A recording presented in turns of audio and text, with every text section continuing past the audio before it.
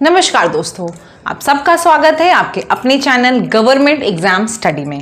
दोस्तों हम बात करने जा रहे हैं यहाँ पर पेट के टॉपिक की जनरल अवेयरनेस की।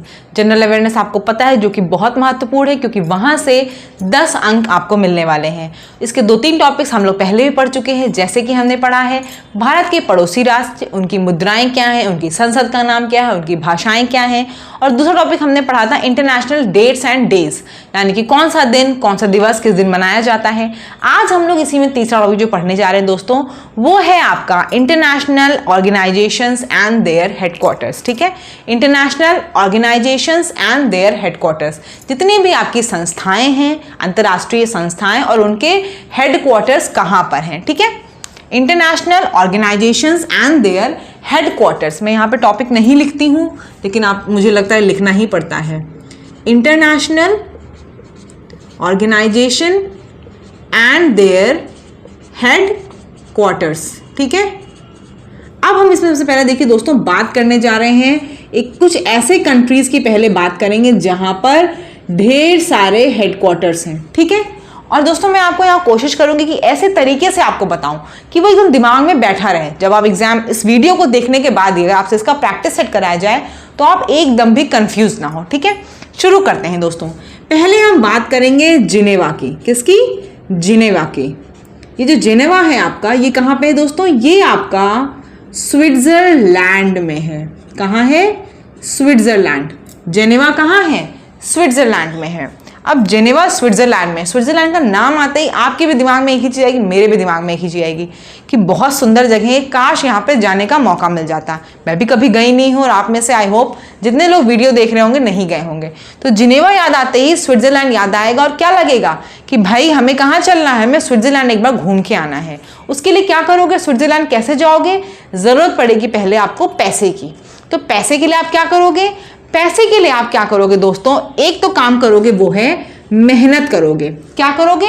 मेहनत, यानी कि श्रम करोगे। तो श्रम से आपको एक ऑर्गेनाइजेशन का नाम याद आ जाएगा, वो क्या होगा? International Labour Organization. कौन सी? International Labour organisation. श्रम, ठीक है, organisation.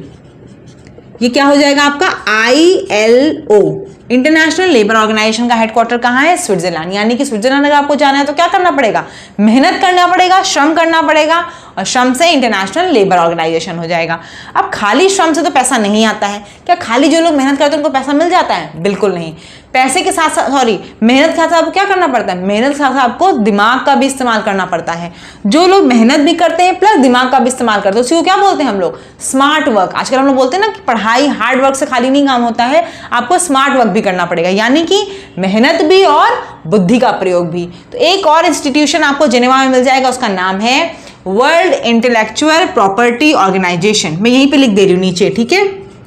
World Intellectual Property Organization, WIPO। ठीक है, WIPO, World Intellectual Property Organization. इसकी हिंदी में कुछ होती है अंतर्राष्ट्रीय बौद्धिक संस्थान। ठीक है, अंतर्राष्ट्रीय बौद्धिक संस्थान। बुद्धि से क्यों मतलब है? इस संस्थान से क्या होता है दोस्तों? इससे समझ में आ गया लेबर से।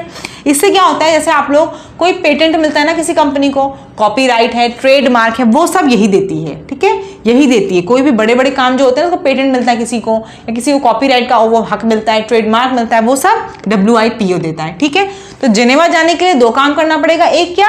श्रम करना पड़ेगा, मेहनत करनी पड़ेगी। दूसरा आपको बुद्धि का इस्तेमाल करना पड़ेगा। आप क्या होगा? जिनेवा पहुंच जाओगे? नहीं पहुंचोगे। अब श्रम और बुद्धि का इस्तेमाल कहां करोगे? उसके लिए भी तो कुछ होना चाहिए। क्या करोगे आप उसके लिए? व्यापार करोगे। क्या करोगे? व्यापार में पैसा इन्वेस्ट करोगे। ठीक है, तो व्यापार में आप श्रम भी करोगे और क्या करोगे? बुद्धि का प्रयोग करोगे। तो व्यापार से आपको तुरंत बिजनेस से क्या याद आएगा? 2 ऑर्गेनाइजेशन। एक आपका है वर्ल्ड ट्रेड ऑर्गेनाइजेशन। देखिए 2 ऑर्गेनाइजेशन यहां से पता चल गए हम लोग को। ठीक है, World Trade Organization, WTO, World Trade Organization एक यहां से मिल जाएगा, WTO। भाई आपको व्यापार भी करना पड़ेगा, तभी तो पैसा मिलेगा, तभी तो जाओगे। बिजनेसमैन को बहुत पैसा होता है ना, हम सुनते हैं हम लोग कि वो बिजनेसमैन है तो बहुत पैसा होगा। ठीक है, और उसके बाद दूसरा एक और नाम इसका क्या है, United Nations conference on, United Nations conference on trade and development, trade and development, UNCTAD, United Nations conference on trade and development. ठीक है, ये हो गई आपकी दो चीजें, आप व्यापार करोगे स्विट्जरलैंड जाने के लिए। ठीक है, तो 1 2 3 और ये आपका 4, 4 हेडक्वार्टर मैंने जिनेवा में बता दी बड़े आसानी से, मुझे लगता नहीं भूलोगे आप। श्रम करोगे, श्रम के साथ बुद्धि का प्रयोग करोगे तो ऑर्गेनाइजेशन मिल गई आपको। तीसरा व्यापार करोगे, व्यापार के साथ ही एक और व्यापार का नाम क्या है, United Nations conference on trade and development. ठीक, इतना करके हम पहुंच गए मान लीजिए जेनेवा। तो जेनेवा में क्या होता है, आपने देखा होगा बहुत सी मूवीज की शूटिंग देखी होगी ना, स्विट्जरलैंड में आधे से ज्यादा लोगों की मूवी, जैसे यश राज की तो सारी मूवीज मुझे DDLJ आप देख लो या फिर आप चांदनी देख लो, वो सब स्विट्जरलैंड में शूट हुई है। सब जगह देखते हो क्या दिखता है, स्नोफॉल। अब हम लोग इंडिया के लोग अगर स्विट्जरलैंड में जाएंगे और स्नोफॉल होगा तो क्या हो जाएंगे, बीमार पड़ जाएंगे ना बीमार। तो जब बीमार पड़ जाएंगे हम लोग वहां जाके तो क्या होगा, मौसम का असर हमारे पर पड़ा ना, वो उसकी वजह से एक और हेडक्वार्टर कौन सा है आपका, वर्ल्ड मेट्रोलॉजिकल ऑर्गेनाइजेशन, WMO।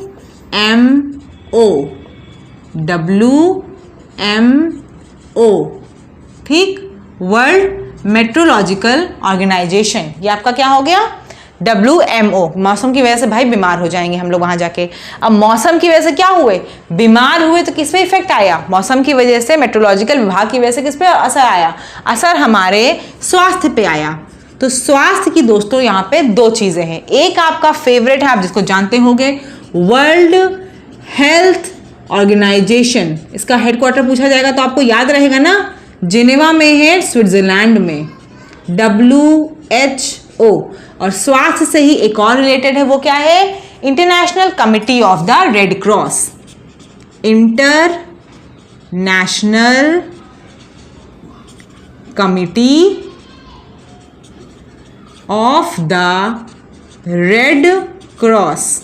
पता है आपको रेड क्रॉस किसके लिए होता है, स्वास्थ्य के लिए होता है। तो ये ICRC जो है, इसका भी हेडक्वार्टर कहाँ है, इसका भी हेडक्वार्टर आपको जिनेवा में है। कोई चीज जिनेवा की रह रही है, हाँ, जिनेवा की एक चीज अभी रह रही है, वो है इंटरनेशनल टेलीकम्युनिकेशन यूनियन। भाई आपकी तबीयत खराब होगी तो क्या करोगे आप, सोचोगे ना भाई जल्दी से इंडिया में रिश्तेदारों से बात कर लें और सही हो जाए, क्योंकि जब हम बीमार होते हैं तो माँ भाई बहन इन्हीं लोगों की याद आती है ना, मम्मी पापा या जो क्लोज नेबर्स होते हैं उनकी याद बीमारी में तुरंत लगता है कि कोई कुछ, वो लोग कुछ अच्छा कर देंगे, शायद प्रे कर दें हमारे लिए, कुछ भी कर दें। तो आप क्या करोगे, बीमार होने के बाद क्या करोगे, आप बात करोगे। तो बात करने का मतलब टेलीकम्युनिकेशन से हो गया। तो आपकी ये यहाँ पे जिनेवा में है international telecommunication union, international telecommunication union,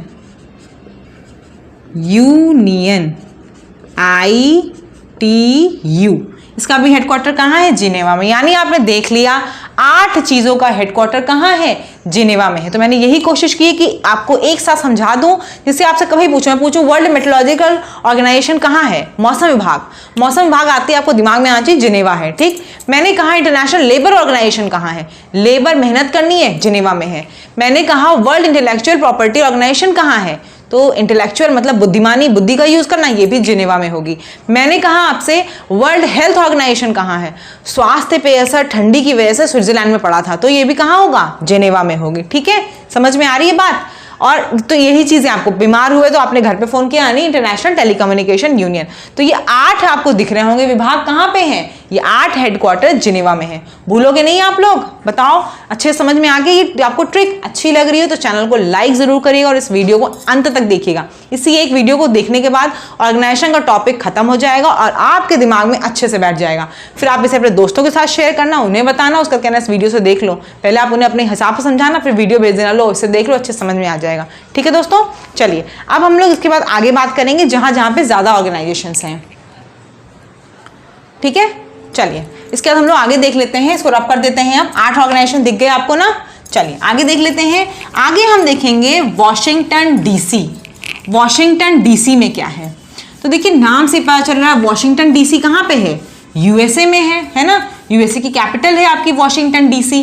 तो वॉशिंगटन डीसी यूएसए, अमेरिका के लोग तो वैसे ही पता चलते हैं बहुत रिच होंगे, हम लोग कहते हैं ना वहाँ का नौकर भी कार से चल रहा है, वहाँ बहुत अच्छी लाइफस्टाइल है। तो हम बात करेंगे अगर वॉशिंगटन डीसी की, तो वॉशिंगटन डीसी में दोस्तों क्या क्या है, वॉशिंगटन डीसी। अच्छा, कोई कंफ्यूजन हो ना आप लोगों को तो प्लीज कमेंट सेक्शन में पूछ लेना हमसे, ठीक है। और पसंद आए वीडियो तो प्लीज इसको लाइक करना, ज्यादा से ज्यादा शेयर करना और कमेंट जरूर करना, ठीक है, कि ट्रिक अच्छी लग रही है आपको, समझ में आ गया पूरा। वॉशिंगटन डीसी कहाँ पे है भाई, ये यूएसए में है। वहां के लोग क्या होते हैं, अमीर ही अमीर होते हैं, यानी इनके पास क्या होगा, बहुत पैसा होगा, बहुत पैसे वाले लोग ही तो अमीर होते हैं। तो वॉशिंगटन डीसी में क्या है दोस्तों, एक तो आपका है वॉशिंगटन डीसी में वर्ल्ड बैंक। वर्ल्ड बैंक का हेडक्वार्टर कहाँ है दोस्तों, वॉशिंगटन डीसी में है, ठीक है। और दूसरा आपके पास क्या है, IMF है, इंटरनेशनल मॉनेटरी फंड, अंतरराष्ट्रीय मुद्रा कोष, इंटरनेशनल मॉनेटरी फंड IMF। आपको पता है कि IMF और वर्ल्ड बैंक दोनों क्या करते हैं, जितने भी नेशंस हैं उनको क्या करते हैं, सस्टेनेबल डेवलपमेंट के लिए, कोई भी दिक्कत हो, पोल्यूशन के लिए या किसी प्रोजेक्ट के लिए, एनवायरमेंटल कंट्रोल के लिए, उन सब के लिए क्या करते हैं, फंड प्रोवाइड करते हैं। वर्ल्ड बैंक भी प्रोजेक्ट्स को पैसा देता है और IMF भी पैसा देता है। तो पैसा देते हैं दोनों कहाँ पे हैं, दोनों वॉशिंगटन डीसी में है, ठीक है। याद रहेगा, वॉशिंगटन डीसी, अमीर लोग, तो पैसे वाली चीजें उन्हीं के पास चली गई, ठीक। अच्छा, इनका एक चीज पूछा है तो मैं बता देती हूँ आपको, IMF कब बना है, कब फाउंड हुआ है। तो IMF दोस्तों 1944 में फाउंड हुआ था। कहाँ पे, ब्रेटन वुड्स कॉन्फ्रेंस हुई थी, वहीं पर IMF और वहीं पर आपका ये वर्ल्ड बैंक, दोनों वहीं पे आपका स्टार्ट हुआ था, ठीक है। और कितनी कंट्रीज है दोस्तों इसमें, IMF में 190 कंट्रीज हैं। जो मैंने पीछे आपको पढ़ाया ना, वर्ल्ड मेट्रोलॉजिकल ऑर्गेनाइजेशन, उन समय पहली बात तो कंट्रीज वगैरह है भी नहीं, और आपको वहां पे कुछ नहीं जानना, वहां पे सिर्फ हेडक्वार्टर रखना था। जहां पे आपको कुछ इंपॉर्टेंट चीजें बतानी होंगी मैं बताती चलूंगी, ठीक है। तो इंटरनेशनल मॉनेटरी फंड आपका IMF कहाँ पे, 1944 में ब्रेटन वुड्स कॉन्फ्रेंस में हुआ, और 190 कंट्रीज इसमें, मतलब इसकी हिस्सेदार हैं, 190 कंट्रीज हैं, ठीक है। उसके बाद देख लेते हैं वर्ल्ड बैंक दोस्तों। वर्ल्ड बैंक भी आपका दो चीज़ों का मतलब रीयूनियन कर दिया गया, दो चीज़ों संस्थाओं को जोड़ दिया गया है। एक आपका IBRD था, international bank for reconstruction development, और एक आपका IDA था, इंटरनेशनल डेवलपमेंट एसोसिएशन, उससे मतलब नहीं है। ये भी आपका दोस्तों 1944 में ही स्टार्ट बना है, फाउंड हुआ है। स्टार्ट ये दोनों आपके 1945 से हुए हैं, ठीक है। ब्रेटन वुड्स कॉन्फ्रेंस में ये भी आपका स्टार्ट हुआ है। प्रेसिडेंट वगैरह इसके नहीं पूछेंगे किसी के भी, क्योंकि आपके कोर्स में सिर्फ ऑर्गेनाइजेशन और हेडक्वार्टर है, तो उनके प्रेसिडेंट से मतलब नहीं है। पढ़ना हो तो आप पढ़ लीजिएगा, वर्ल्ड बैंक के कौन है प्रेसिडेंट, डेविड मालपास हैं, और भी जो आपको पढ़ना हो आप पढ़ लीजिएगा। एक्स्ट्रा जानकारी मैं ज़्यादा नहीं देना चाहती हूँ। समझ में आ गया, वॉशिंगटन डीसी रब कर दूँ, पैसे की बात आते ही वॉशिंगटन डीसी मार देना। वर्ल्ड बैंक IMF दोनों वॉशिंगटन डीसी में है, ठीक। चलिए आगे देख लेते हैं, आगे क्या देखेंगे हम लोग, आगे हम बात करेंगे न्यूयॉर्क की। किसकी, न्यूयॉर्क की। ये भी सिटी कहाँ पे है, ये भी आपका सिटी है USA में, यूनाइटेड स्टेट्स ऑफ अमेरिका में ही है। क्या है देख लेते हैं न्यूयॉर्क में क्या है। एक तो न्यूयॉर्क में आपको पता है क्या है, पॉपुलेशन सबसे ज़्यादा आपको पता है चाइना में है, फिर इंडिया में है। तो उन लोगों का पॉपुलेशन नहीं है, जिनके पास जनसंख्या नहीं होती ना, वो सोचते हैं कुछ ऐसा हो कि जनसंख्या हो जाए। तो उन्होंने एक अपना क्या खोल रखा है, उन्होंने खोल रखा है यूनाइटेड नेशंस पॉपुलेशन फंड। क्या खोला हुआ है, यूनाइटेड नेशंस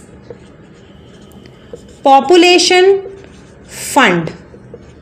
भाई इन लोगों के पास क्या है, पॉपुलेशन ज़्यादा नहीं है ना, इसलिए पॉपुलेशन के लिए लोग फंड इकट्ठा कर रहे हैं। मैं ऐसा बता रही हूँ, ऐसा ये काम नहीं करते हैं, मैं आपको याद करने का तरीका बता रही हूँ। UNFPA,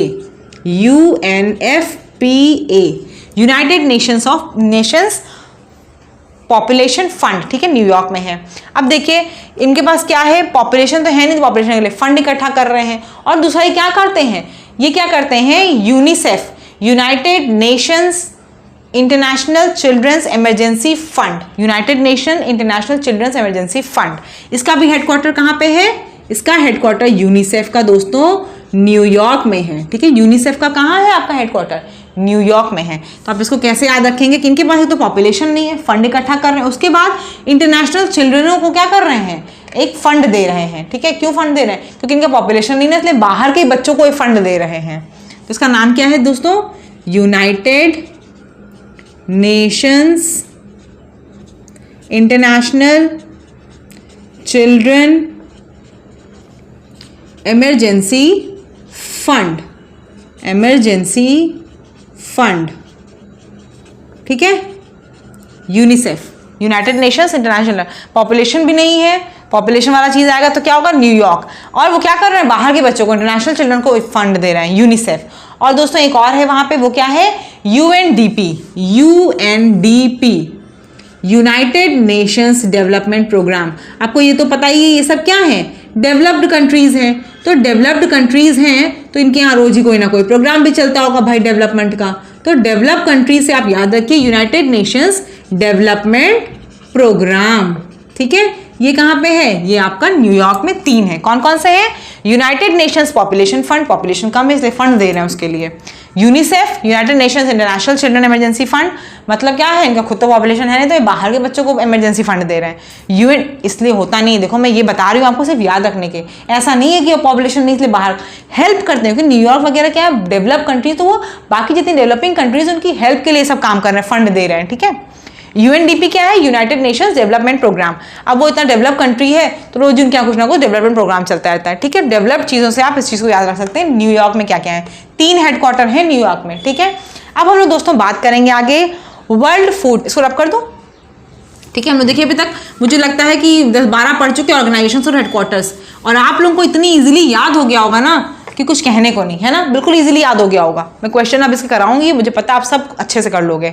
तो फिर आगे देख लेते हैं दोस्तों क्या है, आगे है आपका World food and agriculture Organization. ये कहाँ पे है, ये है आपका रोम, इटली में।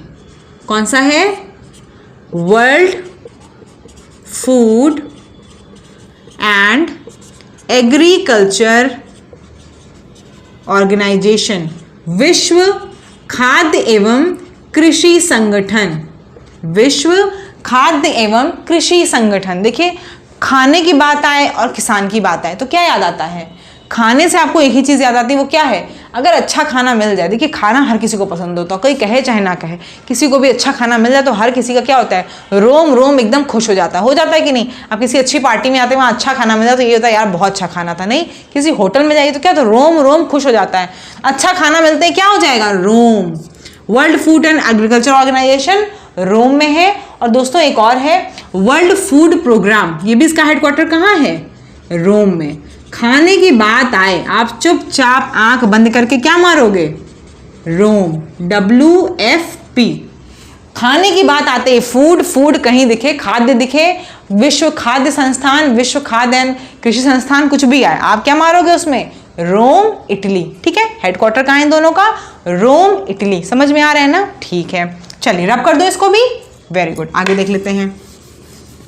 कोई कंफ्यूजन हो तो प्लीज दोबारा बोलते हैं, इतनी मेहनत करती है तो चैनल को आप लोग सब्सक्राइब जरूर कर दिया करिए, ज्यादा से ज्यादा शेयर करिए। वीडियोस देखते बहुत कम है आप लोगों, मेहनत आपको पता है पढ़ाने में बहुत लगती है, ठीक है। चलिए आगे देख लेते हैं दोस्तों। आगे हमारे पास है विश्व डाक संघ। क्या है, विश्व डाक संघ, या फिर इसको इंग्लिश में क्या बोलते हैं, यूनिवर्सल, यूनिवर्सल ही है ना, हाँ, universal postal union, universal postal union. ये इसका हेडक्वार्टर कहाँ है, कैसे याद रखोगे, देखो डाक संघ, पोस्टल, तो पोस्टल का काम कौन करेगा, पोस्टमैन करता है, आपको पता है। पोस्टमैन जो होता है वो क्या करता है, इतनी गर्मी में क्या करता है, साइकिल चला चला के सबके घर में क्या है, जाके पोस्ट ऑफ लेटर दे के आता है। आप लोगों की नौकरी का भी लेटर पोस्टमैन ही लेकर आएगा, है ना, तो सरकारी नौकरी लगेगी तो पोस्टमैन ही लेकर आएगा आपका लेटर। तो बेचारा गर्मी में लेकर आता है, तो गर्मी में आने से क्या हो जा रहा है, उसकी हाथ वाथ सब कुछ क्या हो जा रहा है, स्किन पूरी क्या हो जा रही है, सन बर्न हो जा रहा है ना, सन बर्न गर्मी में आ रहा है। तो इसका हेडक्वार्टर कहाँ है, पोस्टल से याद रखेंगे, बर्न। कहाँ है इसका हेडक्वार्टर, बर्न। बर्न कहाँ पे है, स्विट्जरलैंड में है। कहाँ है बर्न, स्विट्जरलैंड में। तो यूनिवर्सल पोस्टल यूनियन का हेडक्वार्टर कहाँ है, बर्न में। याद रहेगा ना, पोस्टल से याद रहेगा बर्न में। भाई पोस्ट ऑफिस पोस्टमैन जो आएगा वो बेचारा धूप में जल रहा है, उसकी स्किन बर्न हो जा रही है, तो बर्न में है स्विट्जरलैंड, ठीक है, पोस्टल यूनियन। आगे देख लेते हैं। आगे हमारे पास है दोस्तों वियना। वियना कहाँ है, वियना आपका ऑस्ट्रिया में है। कहाँ है वियना, वियना ऑस्ट्रिया में है। कहाँ पे है, ऑस्ट्रिया, वियना। देखिए आज मैं इंग्लिश में लिख दे रही हूँ, हिंदी में नहीं लिख रही, क्योंकि मुझे ऐसा लग रहा है कि ऐसी चीज़ आएगी यूनेस्को या फिर जो भी आएगी तो आप देख के जान जाओगे, है ना। और आजकल वैसे भी जानते हैं ज़्यादातर क्या आ रहा है, शॉर्ट फॉर्म आ रहा है, हिंदी इंग्लिश से मतलब ही नहीं है, आपको शॉर्ट फॉर्म आना चाहिए। तो वियना में क्या क्या है हम देख लेते हैं। वियना में एक तो है international atomic energy, international atomic energy agency, international atomic energy agency, IAEA, ठीक। ये कैसे याद रखोगे आप, एटॉमिक का मतलब क्या हुआ, परमाणु। जिसके पास परमाणु हथियार है वो देश कैसा होता है, वो देश विश्व विजेता होता है, वो हमेशा विजयी होगा। तो क्या आया, एटॉमिक देखते क्या याद आया आपको, विजय। तो विजय याद आते ही क्या आएगा, वियना याद आएगा आपको, ठीक है, समझ में आ रहा है। इंटरनेशनल एटॉमिक एनर्जी एजेंसी कहाँ पे होगी, जहां पे भाई विजय होगी, विजेता होंगे वो लोग, जिस देश के पास एटॉमिक एनर्जी होगा तो वो कहाँ पे होगा, विजय से आप वियना याद रखोगे, ठीक। उसके बाद दूसरा एक और हेडक्वार्टर यहाँ पे इंपॉर्टेंट है, वो कौन सा है दोस्तों, ओपेक। कौन सा, ओपेक। ओपेक का क्या नाम है दोस्तों, Organization of Petroleum Exporting Countries. क्या नाम है इसका, Organization of Petroleum Exporting Countries, Organization of Petroleum Exporting Countries, OPEC, ठीक है, Organization of Petroleum Exporting Countries, OPEC. OPEC में क्या है दोस्तों, ओपेक कहाँ पे आपको बताया मैंने, वियना में है। ओपेक का मतलब क्या है, Organization of Petroleum Exporting Countries. और सबसे ज़्यादा यहाँ पे याद कैसे रखोगे आप, पेट्रोल क्या है, पेट्रोल की वैल्यू बहुत ज़्यादा है कि नहीं, पेट्रोल की वैल्यू बहुत ज़्यादा है ना, आपको पता है। पेट्रोल की वैल्यू जितनी देशों में पेट्रोल है वो सब क्या है, बहुत अमीर देश हैं, तो पेट्रोल की वैल्यू ज़्यादा है, तो वैल्यू से क्या याद रखोगे, वियना। यहाँ पे एटॉमिक एनर्जी में विजय आएगा तो वियना, और पेट्रोलियम की वैल्यू ज़्यादा है इसलिए वो वियना में उसका हेडक्वार्टर है। थोड़ा सा आपको ओपेक के बारे में बता दूं क्योंकि कभी कभी प्रश्न आ जाता है। ओपेक में एक तो क्या है दोस्तों, ओपेक आपका 13 कंट्रीज़ का है। कितने कंट्रीज़ का एसोसिएशन है, 13 देशों का, 13 देशों का ये एसोसिएशन है। और किस ईयर में बनाया गया है, ये बनाया गया था 1960 में बनाया गया था, पहले बगदाद में, बगदाद में 1960 में बनाया गया था, बाद में 1965 में इसको शिफ्ट करके इसका हेडक्वार्टर वियना कर दिया गया है। और आपको इंटरेस्टिंग चीज़ बताऊं कि वियना में इसका हेडक्वार्टर बनाया गया है, लेकिन Organization of Petroleum Exporting Country जो 13 देश हैं उसमें वियना है ही नहीं, ठीक है, उसमें वियना नहीं है। जो ये ओपेक के देश है ना, हेडक्वार्टर वियना है, लेकिन इन 13 देशों में वियना का नाम नहीं है, ठीक है।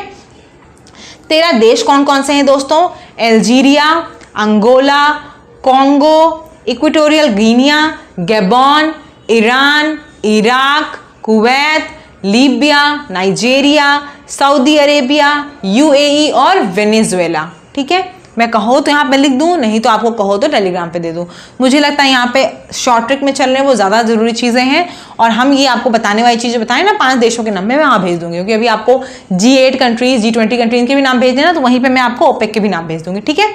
ओपेक समझ में आ गया, लेकिन ना 13 देश हैं, उसमें कौन कौन से मैंने बता दिया आपको, मोटे तौर पे तो याद हुआ होगा, कुछ समझ में आया, फिर से एक बार बोल देती हूँ, सुन लीजिए, सुनने से भी काफ़ी चीज़ें याद रहती हैं। आपका क्या है, अल्जीरिया, अंगोला, कॉन्गो, और आपका क्या है, इक्वेटोरियल गिनिया, और आपका गैबॉन, फिर ईरान, इराक, कुवैत और Libya, Nigeria, Saudi Arabia, UAE और वेनेजुएला, ठीक है। चलिए, स्टार्टिंग जब हुई थी ना, 5 देश मिलके बने थे, बगदाद में जब बना था ना, 5 देश बनाए गए थे, 5 देशों से इस ऑर्गेनाइजेशन का स्टार्टिंग हुआ था, 5 देश, ठीक है, 5 देश से स्टार्टिंग हुई थी। फिर अब इस समय प्रेजेंटली कितने हैं, 13 देश हैं। 1965 में वियना शिफ्ट हो गया, 1960 में बनाया गया। समझ में आ गया है, रब कर देते हैं इसको। मैं जो चीज़ें बोलती हूँ ना टेलीग्राम में दूंगी, वो टेलीग्राम में मिल जाती हैं आपको, टेलीग्राम जरूर ज्वाइन करिएगा आप, क्योंकि ये सब चीज़ें यहाँ पे लिखने से कोई फायदा नहीं, बहुत टाइम लगेगा उसमें खाली। आगे देख लेते दोस्तों, यूनेस्को। यूनेस्को का हेडक्वार्टर कहाँ है, कैसे याद रखेंगे, यूनेस्को का हेडक्वार्टर कहाँ है। अभी मैंने किसका आपको हेडक्वार्टर याद कराया है, यूनिसेफ का। यूनिसेफ का हेडक्वार्टर कहाँ है, तुरंत बताइए मुझे। यूनिसेफ का कहाँ है, न्यूयॉर्क में है ना, यूनिसेफ का न्यूयॉर्क में है। मैंने बताया था United Nations International Children's Emergency Fund, इनके पास पॉपुलेशन कम है न्यूयॉर्क के पास, तो क्या कर रहे हैं वो, बाहर के भी देशों के बच्चों को फंड दे रहे हैं, ठीक है। तो यूनिसेफ। यूनेस्को को देख लीजिए क्या है, यूनेस्को का हेडक्वार्टर दोस्तों कहाँ है, पेरिस में है। कहाँ है, पेरिस फ्रांस में है। इसको कैसे याद रखोगे, देखो यूनिफॉर्म, यूनिफॉर्म, यूनिफॉर्म में क्या है, मान लो फ्रॉक, यूनिफॉर्म में लड़कियां पहनती है ना फ्रॉक ट्यूनिक, जो भी उनकी यूनिफॉर्म होती है। तो यूनिफॉर्म में फ्रॉक, फ्रॉक से क्या सिमिलर होगा, फ्रॉक से वॉशिंगटन डीसी होगा क्या, वियना होगा क्या, न्यूयॉर्क होगा, नहीं। फ्रॉक से क्या राइम करेगा, फ्रॉक से खाली फ्रांस राइम करेगा। तो यूनेस्को से यूनिफॉर्म समझ लीजिए, यूनिफॉर्म आपका फ्रॉक है जो फ्रांस है, ठीक है, यूनेस्को से है समझ लीजिए। बाकी मुझे लगता है यूनेस्को वैसे इजीली याद आएगा, इतना ट्रिक याद करने की भी जरूरत नहीं है। फ्रॉक, फ्रांस, यूनेस्को, यूनिफॉर्म याद रहेगा, ठीक है। यूनेस्को कहाँ है, यूनेस्को हेडक्वार्टर आपका पेरिस में है। चलिए आगे देख लेते हैं, यूनेस्को का हेडक्वार्टर पेरिस में है। आगे देख लेते हैं दोस्तों, आगे है अरब लीग। कहाँ पे है, अरब लीग। अरब लीग यानी कि यूनाइटेड, इसका हेडक्वार्टर कहाँ है, काहिरा। काहिरा कहाँ पे है, मिस्र में है। काहिरा कहाँ पे है, मिस्र में है, ठीक है। अरब लीग की इंग्लिश क्या है, league of Arab state, league of Arab state. इसका हेडक्वार्टर कहाँ है, इसका हेडक्वार्टर है काहिरा में। कैसे याद रखेंगे बताओ, काहिरा, काहिरा में आ रहा है क्या, हीरा। हीरा की वैल्यू क्या होती है, अरब होती, अरब से ज्यादा होती ना हीरो की वैल्यू। तो काहिरा, अरब लीग पूछे उसका हेडक्वार्टर कहाँ है, तो आप क्या बता दोगे, काहिरा। हीरा जहां है वहां पे क्या होगा, उसकी वैल्यू अरब से ज्यादा हो जाएगी। तो अरब लीग का हेडक्वार्टर क्या है, काहिरा, मिस्र है, ठीक। चलिए आगे देख लेते हैं दोस्तों। आगे हमारे पास अब है यूरोपियन यूनियन। रब कर दो इसको, तो यूरोपियन यूनियन। देखिए ये सब जो बने थे ना यूरोपियन यूनियन वगैरह, इसमें क्या था, ये सब यूरोप के ही कंट्रीज थे। इसमें सारे यूरोप के कंट्रीज को लेकर अपने डेवलपमेंट के लिए, अपने फाइनेंशियल हेल्प के लिए इन लोगों ने क्या किया था, यूरोपियन यूनियन बनाया था। यूरोपियन यूनियन देखिए दोस्तों, इसमें कितने कंट्रीज हैं, इसमें 27 कंट्रीज हैं। कितने हैं, 27 देश हैं, ठीक है। यूरोपियन यूनियन में 27 देश हैं। नाम याद करने की जरूरत नहीं, 27 कौन कौन से हैं आएगा भी नहीं कभी प्रश्न में। यूरोपियन यूनियन का बस हेडक्वार्टर याद करिए, वो कहाँ है। ये देखिए दोस्तों आपके पास दो लिखे हुए हैं यहाँ पे, एक आपका यूरोपियन यूनियन है। ये सब जो है देश, ये यूरोप से ही संबंधित है। यूरोप के सारे देशों ने आपस में यूरोपियन यूनियन बनाया, जिससे कि उनको फाइनेंशियली या किसी प्रोजेक्ट में किसी भी जगह कोई हेल्प की जरूरत हो, एक यूनियन से अपना हेल्प ले सकें। तो यूरोपियन यूनियन का हेडक्वार्टर कहाँ है दोस्तों, ब्रुसेल्स, बेल्जियम में है। और कितने देश हैं इसमें, 27 देश हैं। ऐसे ही दूसरा आपका है NATO, North Atlantic Treaty Organization. इसमें कितने दोस्तों देश हैं, इसमें 30 देश हैं। 28 आपके यूरोप के देश हैं और 2 आपके नॉर्थ अमेरिका के देश हैं, ठीक है। और इसका भी हेडक्वार्टर कहाँ है, ब्रुसेल्स। इन दोनों में कभी कोई नहीं पूछेगा कौन से देश हैं कौन से नहीं है, बस आपको पता होना चाहिए 27 देश यूरोपियन यूनियन में है। ब्रुसेल्स बेल्जियम इसका हेडक्वार्टर है। और नाटो के कितने देश हैं, 30 देश हैं। और ब्रुसेल्स बेल्जियम इसका भी हेडक्वार्टर है। अब हम लोग थोड़ा सा जल्दी से 1-2 और पढ़ लेंगे, उसके बाद आज हेडक्वार्टर्स पूरा फिनिश हो जाएगा, ठीक।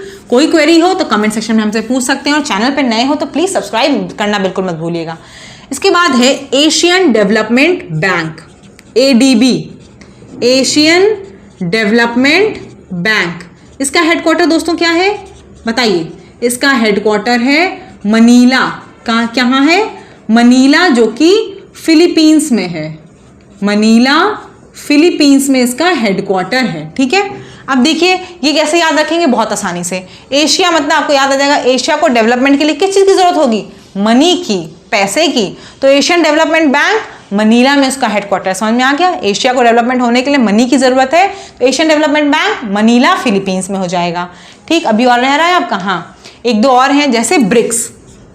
ब्रिक्स आपको पता है, देखिए ब्रिक्स और जो आपका G8, G20 कंट्रीज है, वैसे सब ऑर्गेनाइजेशन हेडक्वार्टर्स में नहीं आता, लेकिन ब्रिक्स मैंने लिख दिया इसलिए बता देती हूँ। ब्रिक्स में क्या है दोस्तों, ब्राजील, रशिया, इंडिया, चाइना और साउथ अफ्रीका अभी आपका 2009 में ऐड हुआ है। ये आपको पता है कि 2006 में ये संस्था बनाई गई थी ब्रिक्स, ठीक है। जितनी भी इकोनॉमिकली डेवलपिंग वाले नेशन थे वो सब साथ में मिलकर एक साथ आई। तो 2006 तक ब्रिक था, साउथ अफ्रीका ऐड हो गया, तो ये 2009 में ब्रिक्स हो गया। 2009 में ब्रिक्स हो गया, ठीक है। और ये चाइना ने स्टार्ट की थी ब्रिक्स की वो पहल, ठीक है। अभी हाल ही में जो मीटिंग हुई थी ना इसकी ब्रिक्स की, अभी हाल ही में जो मीटिंग हुई थी आपकी, आपसे अगर पूछा जाए, लेटेस्ट अपडेट है आपकी करंट की, जुलाई 2022 में वर्चुअल तौर पे ब्रिक्स की जो मीटिंग हुई थी वो कहाँ हुई थी, चाइना में। ये प्रश्न शायद लेखपाल में भी आया भी था कि 2022 की जुलाई की मीटिंग जो अभी हुई थी ब्रिक्स की, वो कहाँ हुई थी, वर्चुअली ही हुई थी, लेकिन चाइना ने होस्ट की थी, ठीक है। अब हमारा एक लास्ट बचता है, वो दोस्तों है सार्क। कौन बच रहा है, सार्क। सार्क जरूरी है क्योंकि सार्क आपके एशिया से, इंडिया से रिलेटेड है। सार्क का नाम क्या है दोस्तों? South Asian association for regional corporation. South Asian association for regional corporation, south Asian association for regional corporation, ये सार्क का फुल फॉर्म है। इसका हेडक्वार्टर कहाँ है? तो सार्क का हेडक्वार्टर दोस्तों काठमांडू में है। कहाँ है? काठमांडू में है। ठीक है, सार्क का कहाँ है दोस्तों हेडक्वार्टर? काठमांडू, जो कि नेपाल में है। ठीक है, काठमांडू में है, नेपाल में है। इसमें कितने देश हैं दोस्तों? इसमें आपके 8 देश हैं। कितने देश हैं? 8 देश हैं। 1985 में ये सार्क बनाया गया था। 8 देश हैं, 1985 में सार्क को बनाया गया था। कौन कौन से देश हैं बताइए सार्क में? जितने अपने पड़ोसी देश मैंने बताया ना वो सभी हैं। जैसे कि कौन कौन से, चलिए इधर शुरू करते हैं। पाकिस्तान है आपका, फिर आपका कौन सा है? अफगानिस्तान है, फिर चाइना नहीं है। देखिए सार्क में चाइना नहीं है। ठीक है, पाकिस्तान, अफगानिस्तान, फिर नेपाल तो है ही आपका क्योंकि नेपाल में तो उसका हेडक्वार्टर ही है, नेपाल है, फिर भूटान है, फिर बांग्लादेश है, फिर आपका क्या है उसके बाद? श्रीलंका है, और फिर क्या है आपका? मालदीव्स है। और कोई रह रहा है क्या? तो बता देना मैंने आपको, अफगानिस्तान, पाकिस्तान, बांग्लादेश, भूटान, इंडिया, मालदीव्स, नेपाल और आपका श्रीलंका। समझ में आ गया? मैं आपको इसका फिगर दिखा दे रही हूँ, फिगर से एकदम अच्छे समझ लीजिए। कहाँ से देखिए शुरू करेंगे? पाकिस्तान, अफगानिस्तान, फिर आपका नेपाल, भूटान, बांग्लादेश और आपका श्रीलंका, मालदीव्स और इंडिया तो है ही। ठीक है दोस्तों, तो ये आपका क्या हो गया? सार्क हो गया। आज के लिए जितना भी आपको मैंने पढ़ाया है समझ में आया हो तो चैनल को सब्सक्राइब जरूर करिएगा और ज़्यादा से ज़्यादा लाइक करिएगा, कमेंट तो बिल्कुल करना मत भूलिएगा। ठीक है दोस्तों, और भी कोई क्वेरी हो तो आप बिल्कुल पूछ सकते हैं। चैनल पे टेलीग्राम पे जरूर जुड़ जाइएगा। धन्यवाद।